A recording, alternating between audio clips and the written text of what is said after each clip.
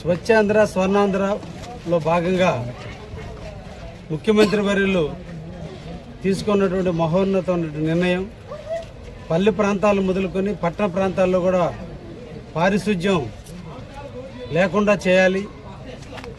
అంతా కూడా పచ్చటి పైర్లతో పల్లె ప్రాంతాలన్నీ కూడా కలకలలాడాలి.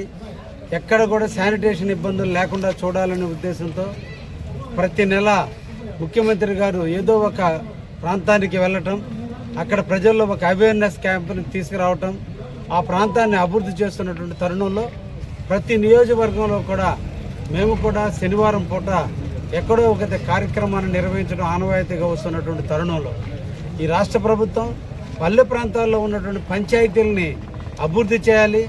అక్కడ ఉన్నటువంటి చెత్తనంతటిని తరలించేందుకు అక్కడ ఉన్నటువంటి అంబాసిడర్స్కి అందరూ కూడా వెహికల్స్ ఇవ్వాలనే ఉద్దేశంతో ఈరోజు కావలి నియోజకవర్గంలో భోగోలు మండలానికి 36 వెహికల్స్ ఇవ్వడం జరిగింది. పంచాయతీకి 2 లేక 3 వాహనాలను ఈ ట్రై సైకిల్స్ ఇవ్వడం జరిగింది. వీటిని ఆ గ్రామ పంచాయతీ కార్యాలయంలో పంచాయతీ సెక్రటరీ యొక్క ఆధ్వర్యంలో ఆడ ఉన్నటువంటి అంబాసిడర్ ఎవరైతే శానిటరీ వాళ్ళు ఉన్నారో వాళ్ళందరి ఆధ్వర్యంలో ఆ ప్రాంతంలో ఉన్నటువంటి చెత్తనంతటిని తొలగించి దూర ప్రాంతంలో వేసే విధంగా ఈరోజు ఈ వాహనాలన్నింటినీ కూడా ఇవ్వటం కూడా జరుగుతుంది.